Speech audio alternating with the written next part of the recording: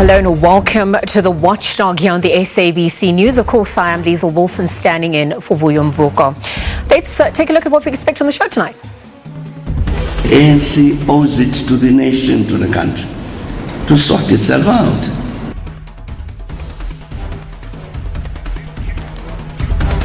While we look at the expectations ahead of this year's budget speech from the Minister of Finance, of course, the Budget Justice Coalition, Russell Rensburg, will be joining us for that.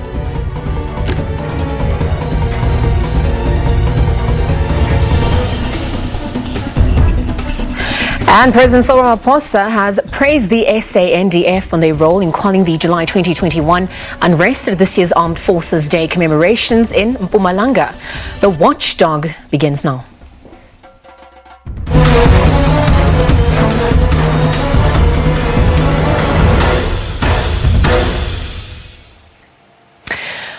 Right, our top story tonight. Suspended ANC Secretary General Ace Magashule has slammed the visit of former party president Thabo Mbeki to the Free State province by calling it a factional arrangement. This comes after the ANC's interim provincial committee held a three-day unity conference within the province. Magashule says it was distasteful and wrong for the gathering to speak ill of former President Jacob Zuma. Divisions between those two former ANC presidents, Thabo Mbeki and Jacob Zuma, still run deep. Suspended ANC Secretary General is not chuffed by the utterances of some party leaders at the unity gathering with former ANC President Thabo Mbeki. Magashule says it was wrong to say bad things about a former ANC leader.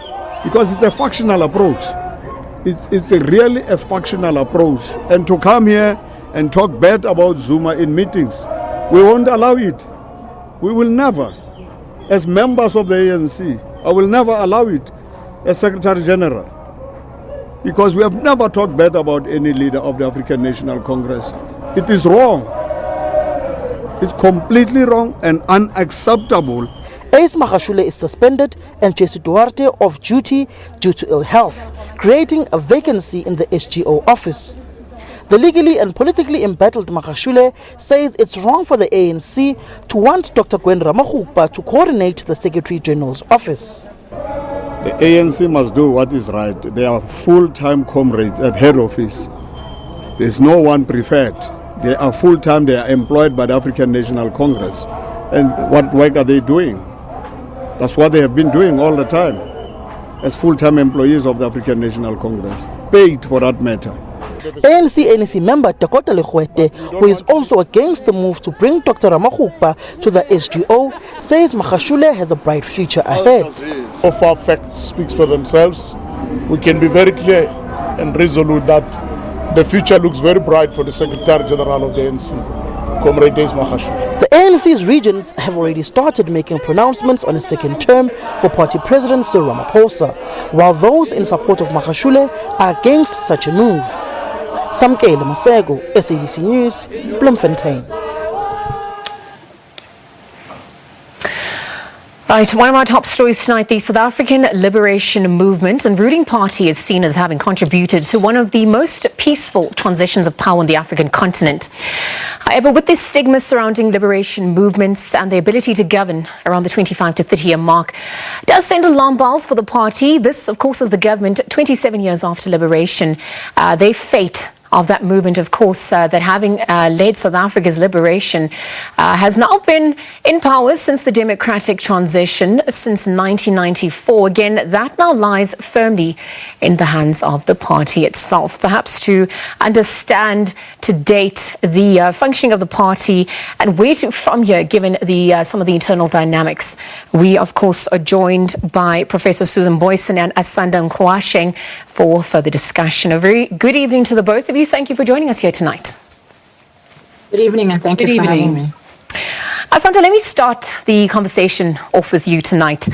And I wonder if we could look at the issues of branches, their functionality and their relevance for the ruling party going forward. I mean, we've seen obviously some of the internal fault lines that have come to the fore in recent times. Perhaps issues of non-branches, perhaps issues of branches who don't operate in the manner that they're supposed to.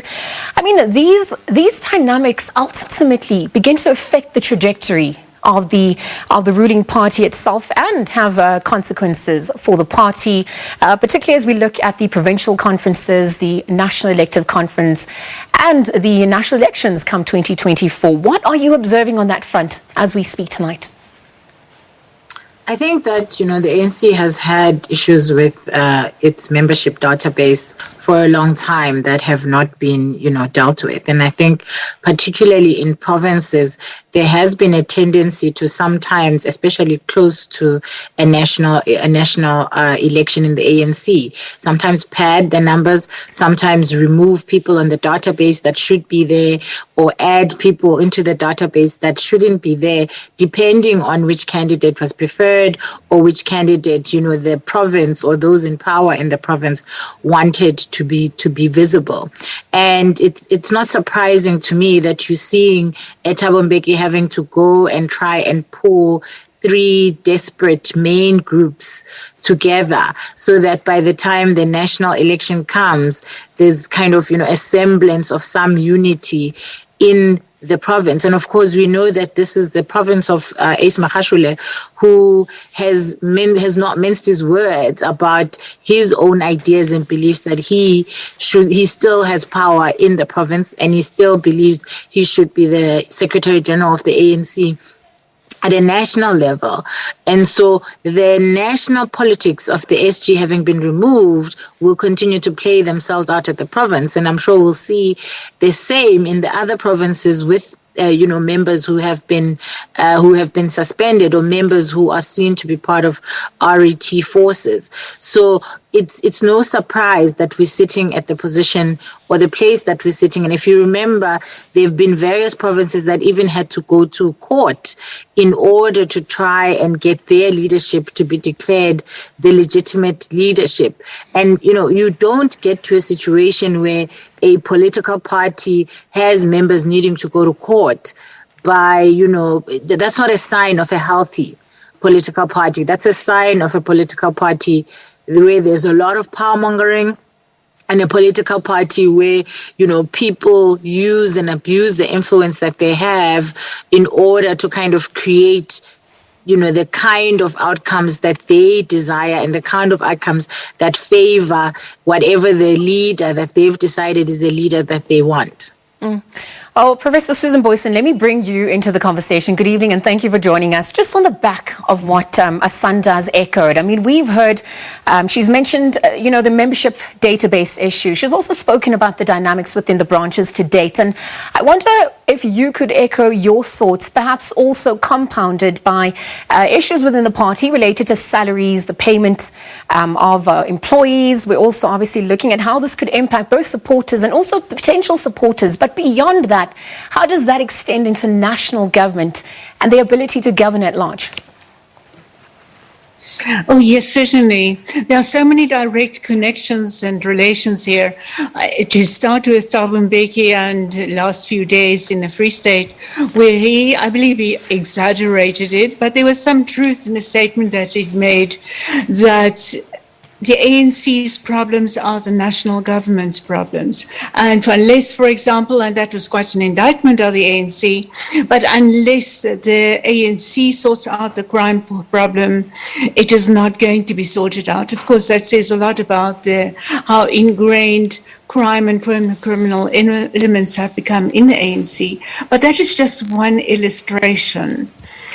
The big question is whether the decay and the disintegration of the ANC necessarily leads to the similar phenomenon going on in the government.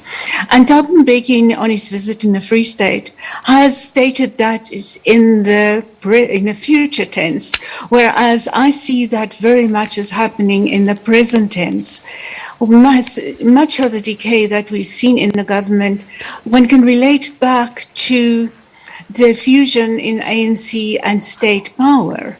And the ANC, as it loses that grip on much of state power, not that other political parties, except in enclaves in provinces and local governments, are claiming that power, but the ANC is letting that power lapse. And we see that in the failures in governance, in so much corruption taking place, and in the ANC not being strong enough at this stage to be able to stamp it out definitively.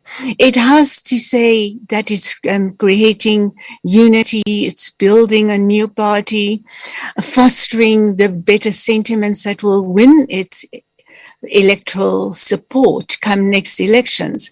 And yet it cannot definitively act against that corruption in its own midst, because then it exactly fosters disunity and will definitely be accused of being factional in its behavior. And it's that predicament, that internal contradiction that the ANC is facing now for its own future to preserve itself. It has to act against corruption more definitively than it has been. And corruption definitely is not limited, even if it's more prevalent in one of the factions, it's definitely not limited to that faction. So the ANC, in order to build this unity government party, the united party that will help it to govern better, has to be able to act against those in its own midst. And that is where the ANC is really struggling to surmount that hurdle at this time. And of course, just a point about conferences and the ANC's internal states, the ANC's inability to pay salaries is affecting its ability to hold regional conferences and even to ensure that branch conferences or branch general meetings are taking place. We see that the ANC is setting timelines of March, April for regional conferences, and then May, June for the provincial conferences to take place. And many of these are in question. And a big part of the reason is that the ANC doesn't have its own finances in order. And of course, it also relates these issues to how seriously, I can say, desperate former Secretary General, suspended Secretary General Ace Magashule is, because he definitely sees that power slipping away. Because whether it's by design or by stealth, the ANC is holding these conferences, and the more the regional and provincial conferences are taking place, the more different new alliances are taking shape, different provincial and local political axes of political power are taking shape, and it will just become more and more difficult for people like Ace Magashule to make a comeback. And of course, this could benefit indirectly and in some ways the fostering of a new unity in the ANC along new power axes that cross over the previous main factional divisions.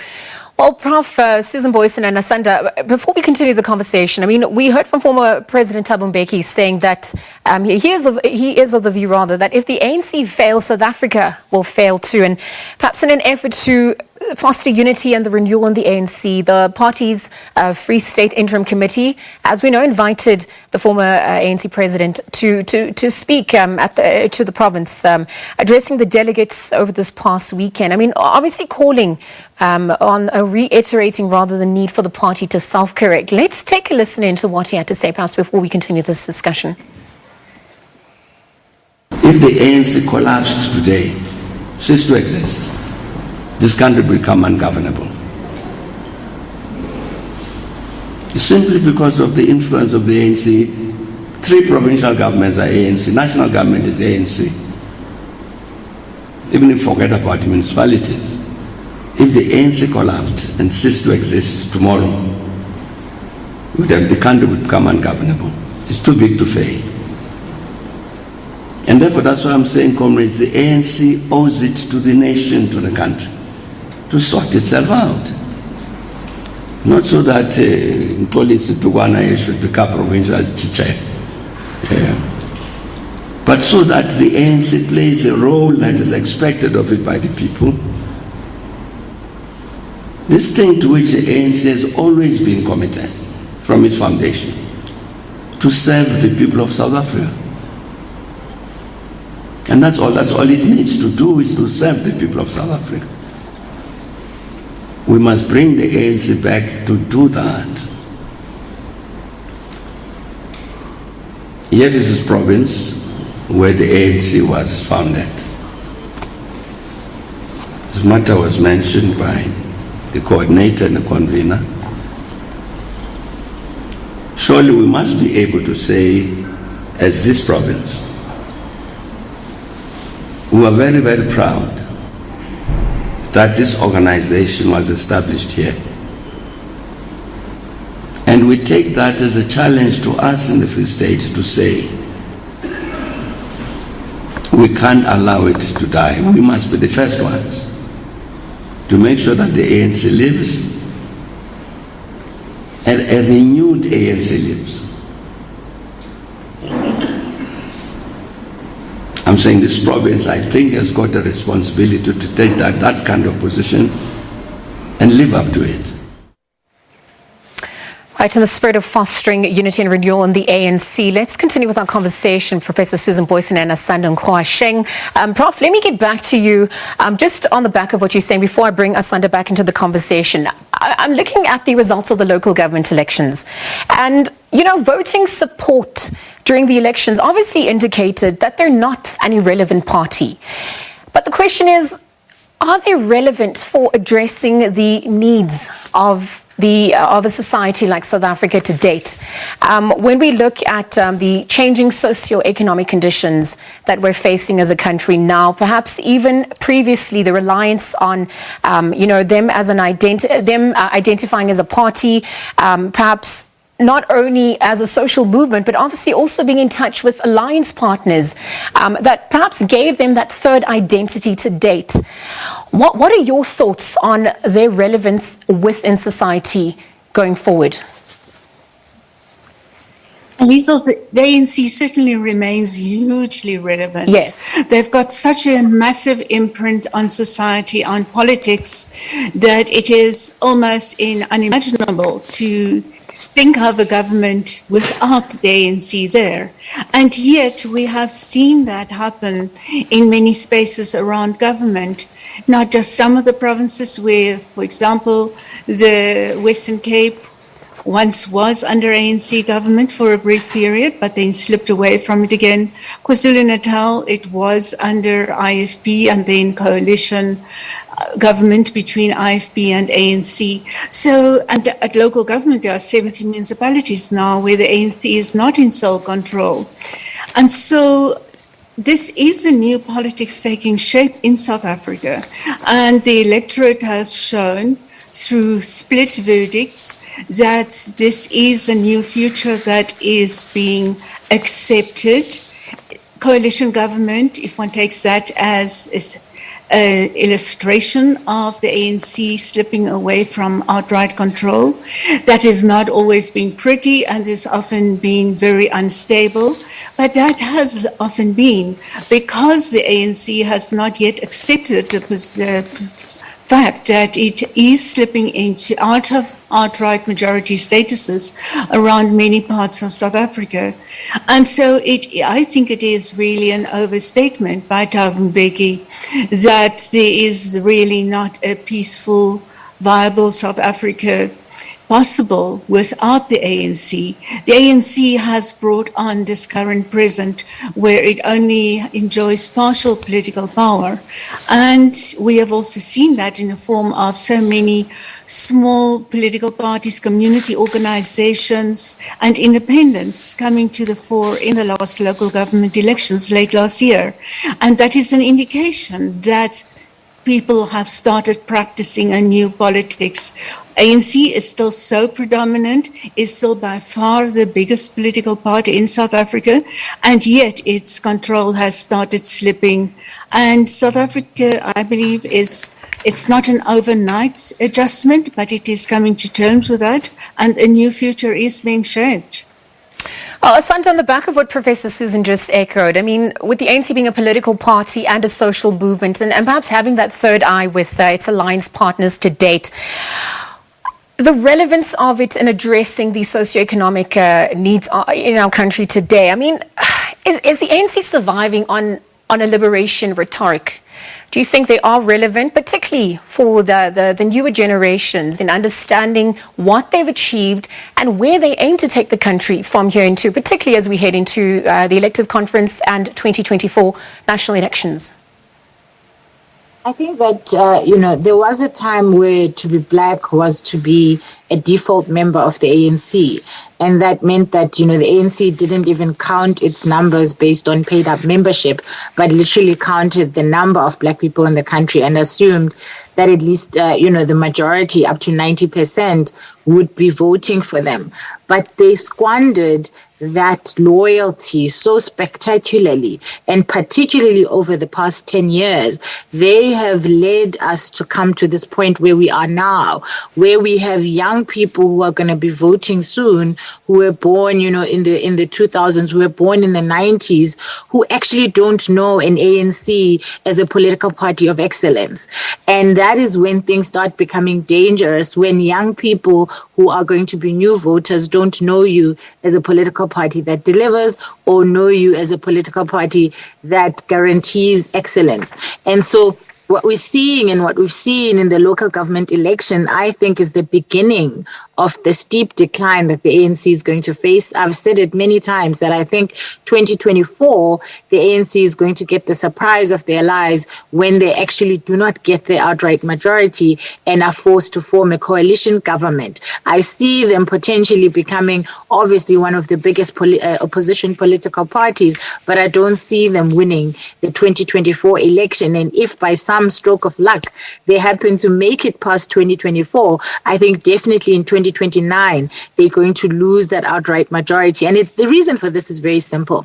You cannot continue to be a political party that is in power for almost 30 years, to promise people jobs and not deliver, to promise people housing and not deliver, to promise people an economy that works, that they can participate in, that they can create livelihoods from, that they can have dignity in, and not deliver and continue to have people vote for you. Eventually, that loyalty wanes. And you'll see, if you look at the voting stats, the kind of people who are voting is the older generation, and the younger generation, large numbers of them didn't even bother to pitch. And although we know that a large number of the people who boycotted the voting in the last election did so out of, sadness, out of disappointment with the ANC, and we're still in some ways holding on to the ANC vote, I do see those same people in 2024 and 2029 being moved to actually go to the voting station and actually make a protest vote against the ANC. Because instead of the ANC taking what happened in 2021 in the local government elections as warning shots of what's happening and figuring out a way to clean up its act, it's actually gotten worse. And we are now facing a situation where Thabo Mbeki talks about it as in the future it's going to happen. But we are facing a situation where the ANC is now the biggest threat to political stability in South Africa. The very political party that is charged with governing in this country is failing at every level. And so, of course, because they're failing at every level, right down to not being able to pay their own employees and currently having so many vacancies within their leadership because they've suspended so many people, you're seeing the lack of, what Thabo Mbeki talks about in the future, that, there's going to be chaos. There is chaos already. It's not a future thing. We're seeing things like Operation Dudula because people are feeling like they are not being heard on their concerns on immigration. But what we are beginning to see is a form of vigilantism that people are happy with now because it speaks to their issues. But that same vigilantism could very well turn and do the opposite of what people want. And by the time it turns, we will not be able to control it. We've spoken about a ticking time for almost 20 years now. That operations like Put South Africa First, operations like Operation Dudula are that ticking time bomb. You do not want youth militia out on the streets becoming home affairs immigration officials. You want home affairs to do their job. You want home affairs to be the one that is making sure that regulations, be they labor, be they immigration, and be they any kind of legislations, are being followed. You do not want people taking the law into their own hands, as we have seen for more than 10 years in South Africa, where community members beat up criminals. You want the police to be the ones who are arresting people and people going through the court system and eventually ending up in jail when they are found guilty. Because a problem with allowing people to be vigilantes and to do as they will is that sometimes they're going to be mistakes and innocent people are going to be killed. And sometimes people won't have papers on them but will be legal. And at that point, no one will care. So we need to be very careful about the kind of South Africa that is emerging and its implications for the kind of future that we want as a country. And I think we have been avoiding the issue of how does immigration impact poor South Africans and working class South Africans in particular? And as a result, it's now coming back to bite us in really potentially dangerous ways. And until we start opening up spaces for people to have these conversations without them being accompanied by vigilantism, we're going to continue to see this escalate. And one of my fears is that if government doesn't get a hold of this issue, we don't know what's going to happen next. And I'm picking particularly on this issue of immigration because it's intertwined with the issue of youth unemployment. Because if you hear the young people are saying, we don't have jobs, we are making spaces for ourselves in the South African economy, how can others participate in this economy when we are not being allowed? And these are conversations that would not exist if the government had done its job, if the ANC had gotten its house in order and focused on the economy and delivered on jobs and delivered an economy that, I keep saying, people feel included in. And for as long as we don't on the back of what you're saying, just before I bring Prof back in, you're speaking to a trust deficit that I think was evident amongst all political parties. But perhaps while we're speaking about the ruling party, obviously, I think the question then begs, if from here into, how does the ANC itself begin to rehabilitate and reform itself going forward? You've spoken about the issues of immigration, you've spoken about youth unemployment, etc. But in your opinion, as we begin to reimagine the way forward, what does it then look like for the party going forward? We cannot ignore the fact that there have been strides and progress taken as well. We've obviously also seen the robustness of our constitution that was tested during the July unrest. We've seen our economic structure, infrastructure, amongst other, sources that really is world-class, or rather stands out on the continent to date. I wonder if you could also speak to those as well. I think that, I'm of opinion that the ANC cannot come back. It's gone.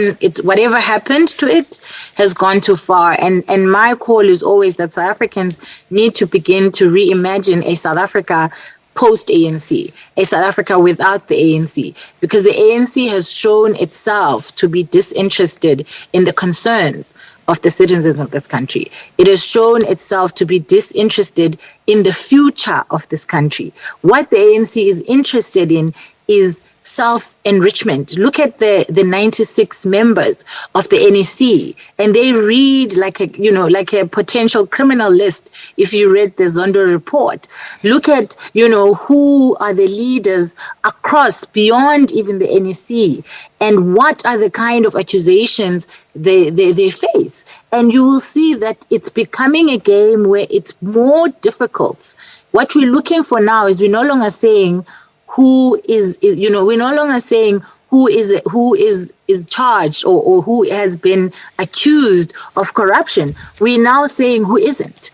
And that is a dangerous place for this country to be in, because this country has so much inequality, has so much poverty, and has so much strife that we cannot afford to continue to be led by a political party that is more interested in itself, more interested in navel-gazing and infighting than actually getting their act together and delivering for the people of this country who have been patiently waiting for 30 years almost. Professor Susan, on the back of what Asanda's just echoed, how does the African National Congress begin to rehabilitate or reform itself? I'm looking at some of the current initiatives that have been put forward, perhaps to reclaim the state at large. And I wonder if these are going to yield the expected results from here into for the party. Yeah, it would take an immense effort and renewed dedication, which sounds a bit like ANC speak, but we know how difficult it is going to be to do that because it would demand a total turnaround, which ANC has proclaimed for close to 30 years. That is what its plans are. That is what its vision is for South Africa. And each time there have been only small markers of progress, big plans matched or dismatched, unmatched to small measures of progress that could be claimed. Not that there has been no progress, there certainly have been many points of progress, but the missing ones are exactly socioeconomic development and eradication, not just listening, but eradication of those huge inequalities and huge levels of poverty. And this comes at a time when state resources are particularly low and where the ANC has got this credibility deficit, which, given the current way and pace at which they are changing itself, they're regularly proclaiming it's changing and renewing and rebuilding, and yet it is in a quagmire of factionalism and corrupt factions and contestation that it's political purging between these factions whenever there are efforts to bring definitive change. It's these contradictions that just make it so difficult for the ANC to do what is required at this stage. Professor Susan Boyson and Asanda Nkhoasheng, thank you very much for your time tonight here on the Watchdog. Of course, we just heard some analysis. We're looking at the internal dynamics of the ruling party, perhaps its governance to date. This, obviously, as the ANC heads into its National Elective Conference, and which is happening at the end of this year, perhaps as they also look ahead for the 2024 national elections. Again, thank you very much to both of our analysts. Let's take a quick ad break. We continue with more news and updates. You are watching the Watchdog. It returns after this.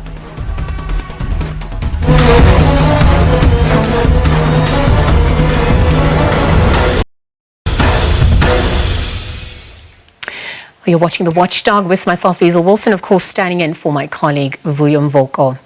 In other news now, the advocacy group Equal Education is calling on the Minister of Finance to allocate more funds to the education sector in line with inflation. Well, this comes as the budget for education has slowly been shrinking over the years, causing major challenges. COVID-19 has made matters worse and has exacerbated existing problems, especially with school infrastructure. Now, the global pandemic has left millions of learners in the lurch with the closure of schools for months at a time and the introduction of intermittent rotational learning. Equal Education says school budget allocation from government is a very complex issue. South Africa has a young population compared to other countries, and the budget doesn't fulfill existing needs. The organisation says learners still struggle to access quality and equal basic education. It's evident from issues such as scholar transport, funding of school infrastructure and learner funding. COVID-19 has amplified the challenges. In 2020, the supplementary budget that was tabled cut funding from basic education. This caused major disruptions as, among others, nearly 2,000 infrastructure projects were halted.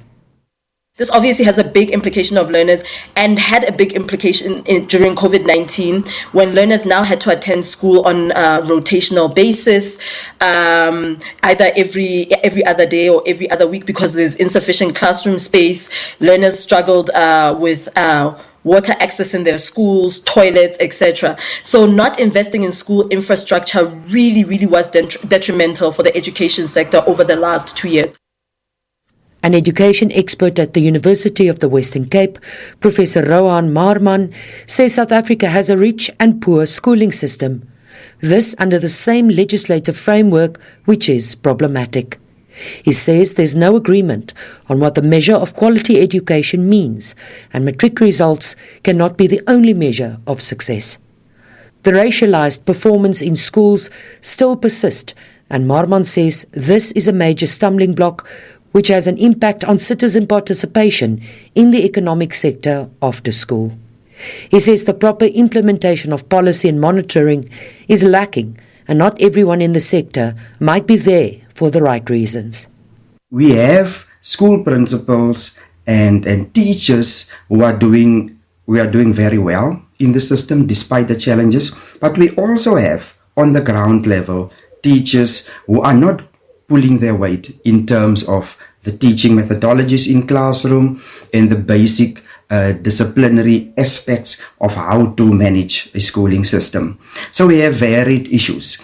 And in my view, when we talk about budget and investment in education, especially basic education, we have to get the indicators right. We have to agree upon the indicators that determines what are the proper outcomes and what is quality education. Currently, we don't have that. The South African Democratic Teachers Union highlights many plights, including inadequate infrastructure and transport of learners. In the Western Cape, the union says funding is not allocated correctly.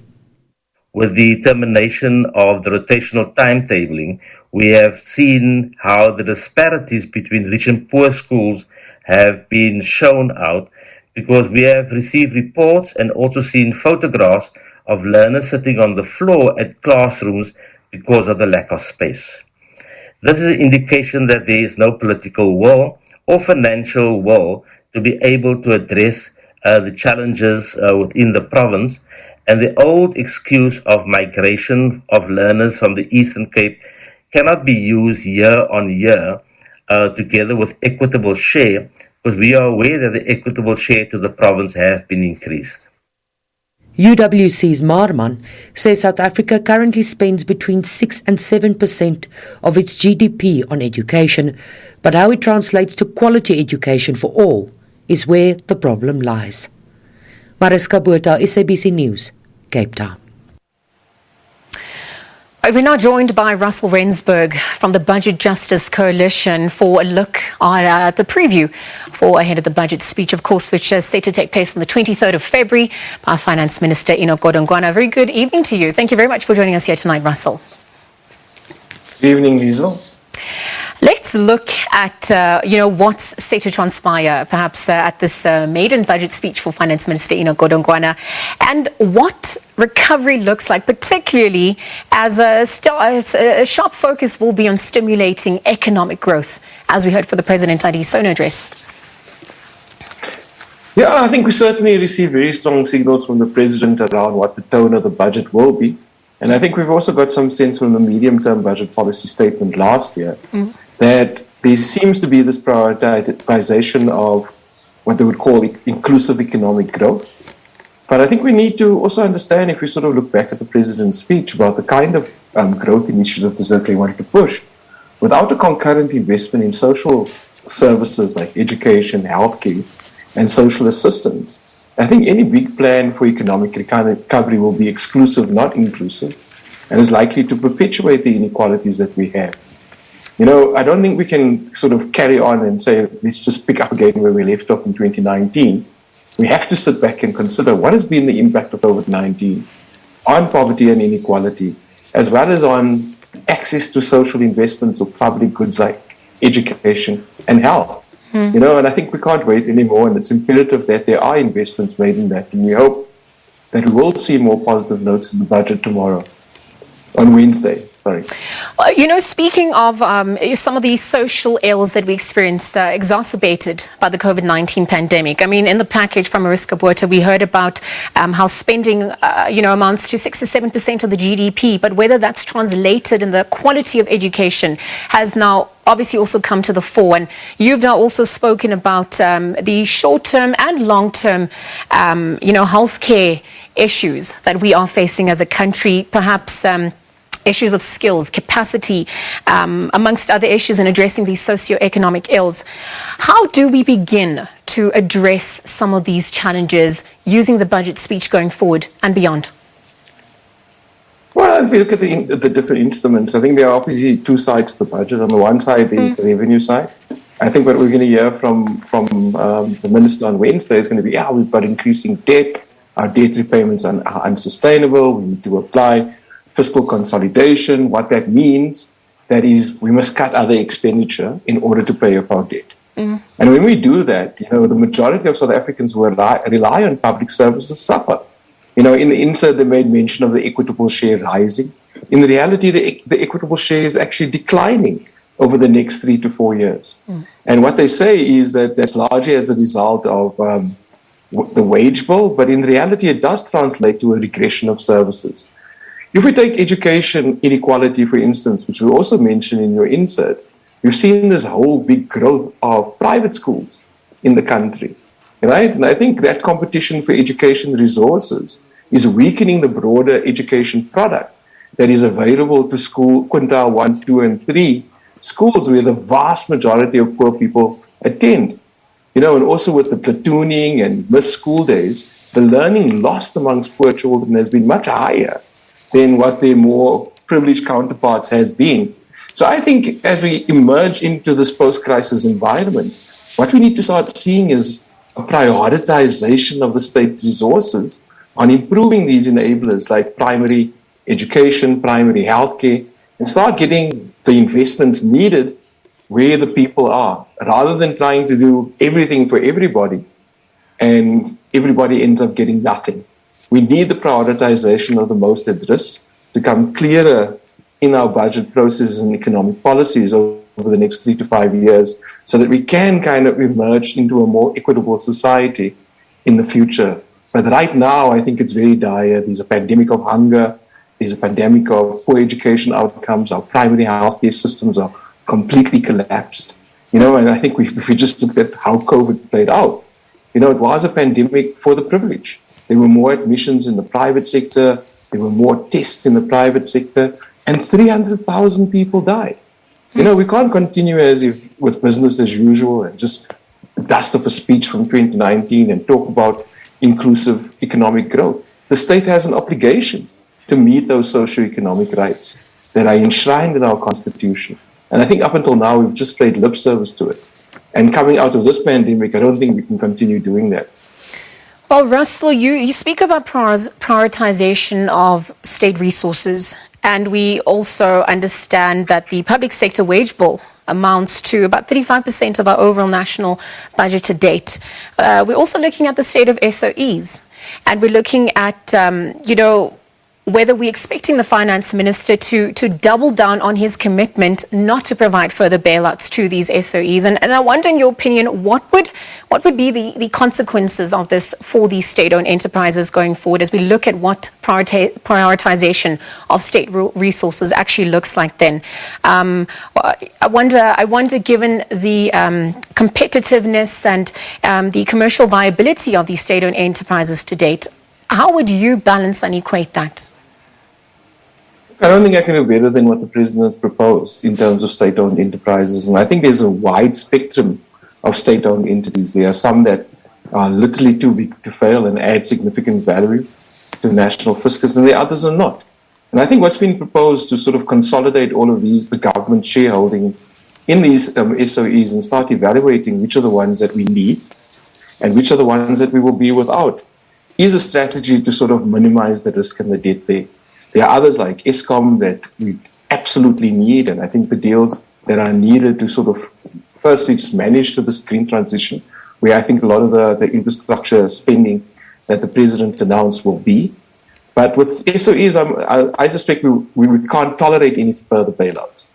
But there will be some investments in understanding which are the businesses that the state should be in, and which are the SOEs that can be collapsed or sold off.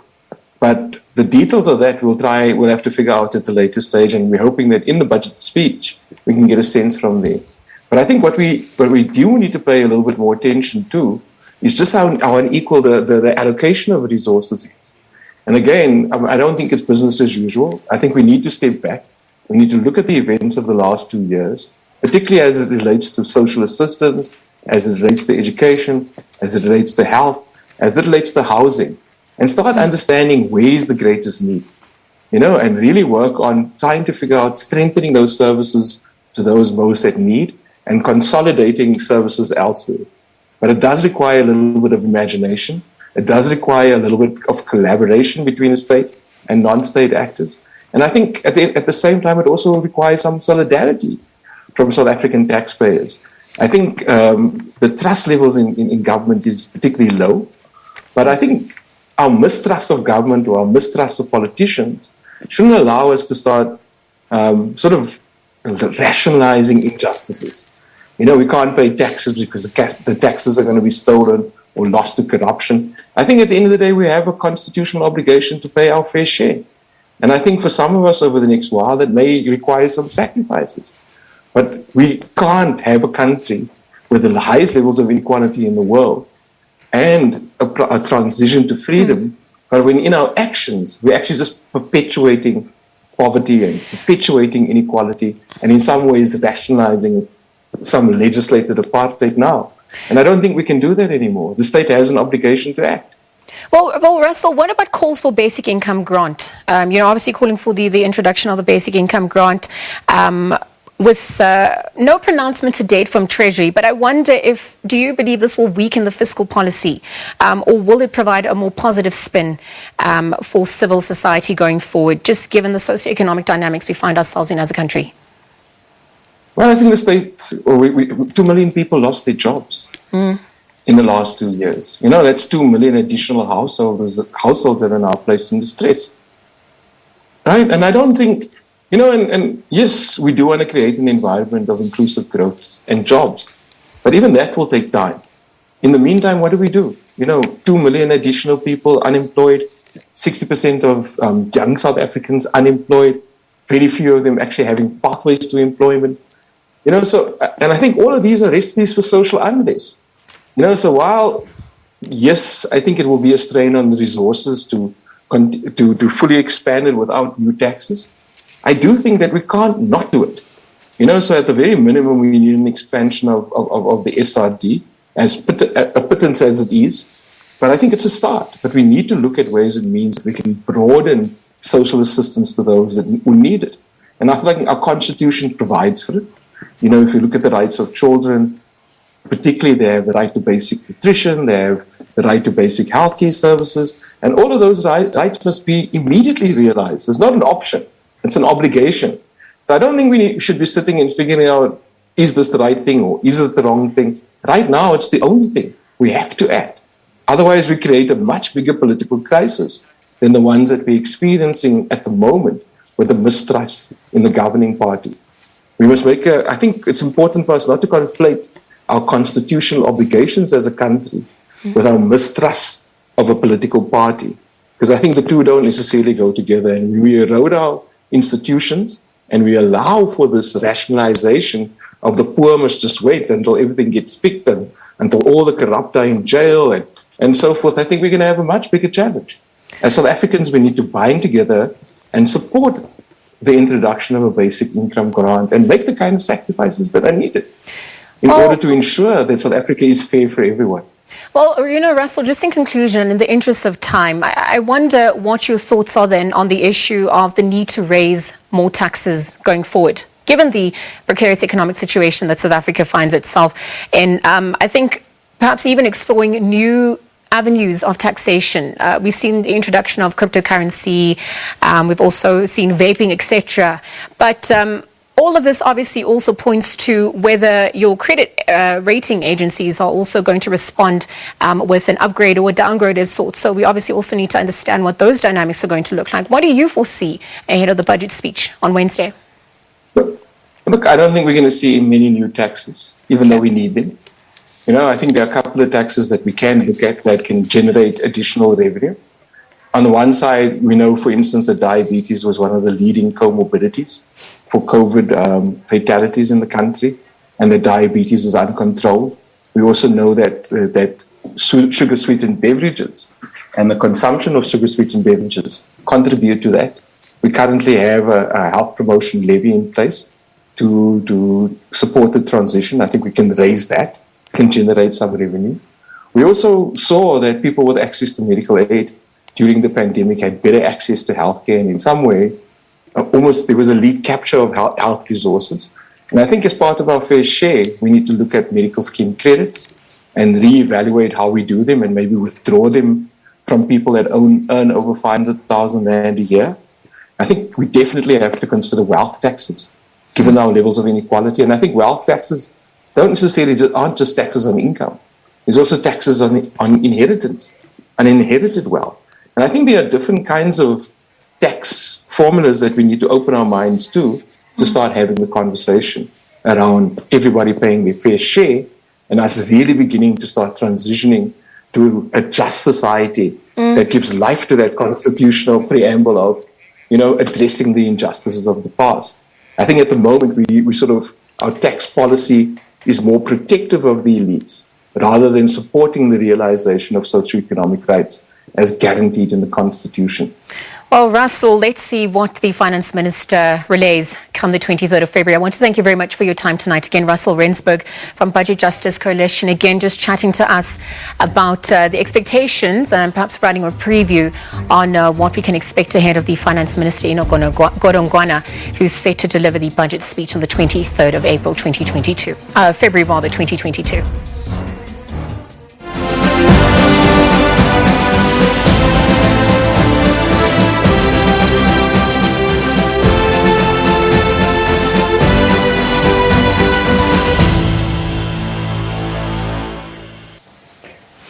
We also saw that President Cyril Ramaphosa has praised the SANDF for the role it played in quelling the civil unrest experienced in KwaZulu-Natal and Gauteng last year. Ramaphosa says the country is always reassured that the SANDF is there as the last line in restoring order, maintaining calm and defending the territorial integrity of the country at large. Now, he was speaking at the commemoration of Armed Forces Day in Mpumalanga. And we're going to leave you now with some of the pomp and ceremony from today's Armed Forces commemoration. Again, from all of us here at the Watchdog, it is goodbye for now. A very good night to you.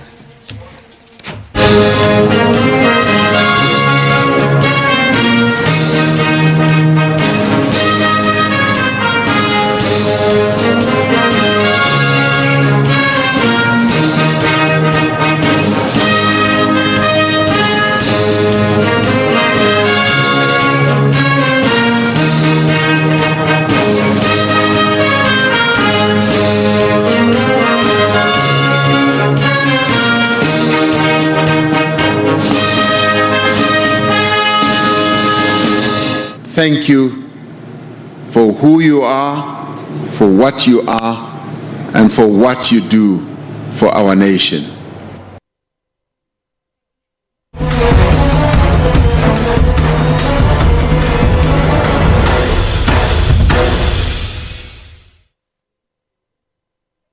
Ons was 'n rustige area.